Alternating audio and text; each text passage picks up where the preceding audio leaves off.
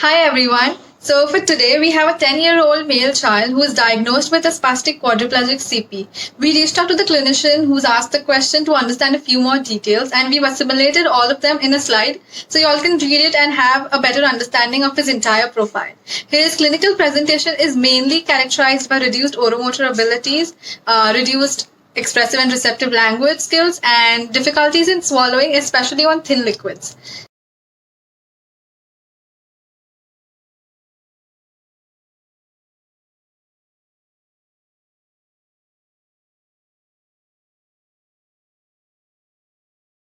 So the clinician is asked two specific questions. One is swallowing and one is about his biting behaviors. So I'm going to talk about swallowing first and then move on to the biting one. So let's start with swallowing.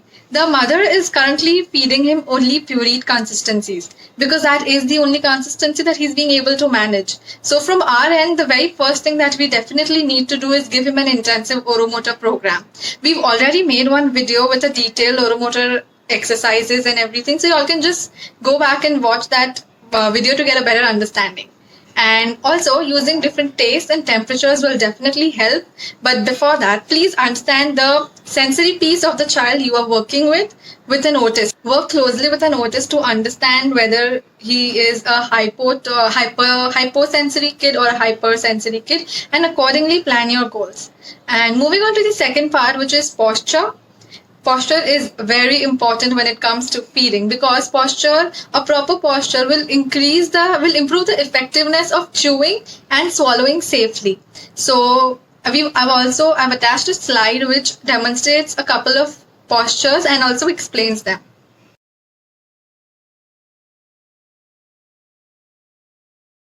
And we do not stop here. We will work with the child and the parents to expand his diet. The child can't be only eating pureed consistencies for the rest of his life, right? So we will work with the child and like for example, if he's on pureed right now, I will move on and try mashed lumpy consistency with him. However, even that transition has to be very gradual in graded steps. For example, if the mother is feeding the child pureed carrots, my next small and immediate step would be giving him blended carrots. Then I would try and give him only fork mashed carrots and then finally reach the mashed lumpy consistency. And similarly, we will work throughout the entire feeding scale and try and expand his diet. So this was all about the swallowing.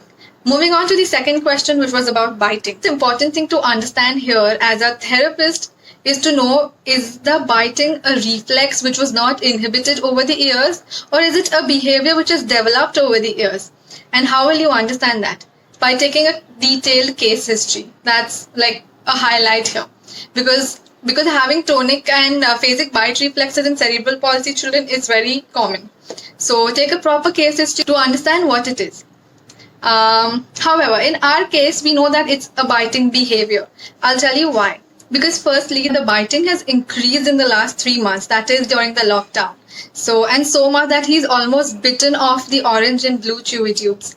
So why would that have happened? So what we did was we probed into his daily routine before the lockdown to just get an idea of how his day would look like back then. What we got to know was that he attended a special school. He used to go for physiotherapy sessions. He used to go for speech therapy sessions. The mother used to take him to the garden every evening. So his day was fully packed and with a lot of activities happening.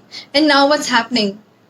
I think throughout the day he's just lying on the mat or on the bed, except when the parents come and feed him or play with him, at the end of the day.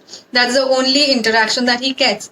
And now, since the chewy tubes are giving him that feedback, probably he's trying to do it more and try to regulate his body. So what are we supposed to do here? The first thing and very important thing would be to talk to an occupational therapist to understand what kind of movements help him regulate his body to help reduce the focus from the biting. Okay, and in our case, the clinician did that, and the occupational therapist suggested the parents that they get in a swing at home and do swinging and give him movements in that form. The parents did that and the mother informed that the child is super happy when he's on the swing and whenever those 30-40 minutes when he's on the swing, he forgets the biting. Know that the swing, that the movements are helping him. So for me, as like what I would do is, like, if he's enjoying the swing, I would also to make that period a period of language learning and not just stimulation, because he is showing us communication intent, so might as well make him a communication partner. Like, I could just push the swing and go like we, or just spin the swing and go like zoom to get out the e and the oo vocalizations out of him. I would hold the swing, wait for him to come up with some sort of vocalization, and then push him back, so he understands, he associates that, oh, if I do something, I'm going to get that movement, and he's going to try to do it more because he enjoys that. He needs that movement to regulate, right? So in this case, it's very important to understand that we need to look at the child holistically and not just focus only on his feeding or only on his oro-motor difficulties, because when you will inculcate language, he will have another mode of communication of letting his parents know what he wants, what he doesn't want, and that is how his biting behaviors will also definitely come down. I would like to touch base on a point which is quite basic yet important for us to know. For us as speech therapists, it's mandatory for us to understand that speech and feeding are interrelated activities. So if feeding is a vegetative function and the primary role of these muscles, right?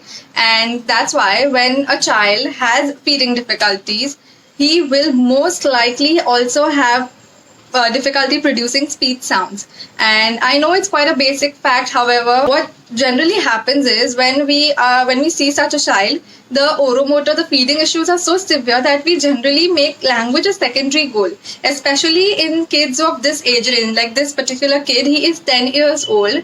So in this, language takes a backseat, wherein most of the clinicians will introduce an AAC, which is quite fine, which is the right thing to do. But at the same time, we can't stop his verbal language output.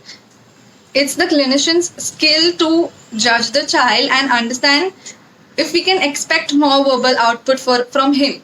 In this particular case, we would, because that child is showing intent. He is telling us, he likes this, he doesn't like this. So I would try and giving more verbal language output, right?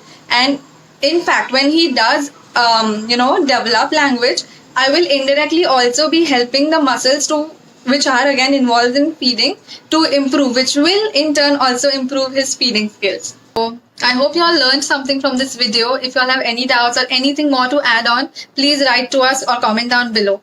Thank you.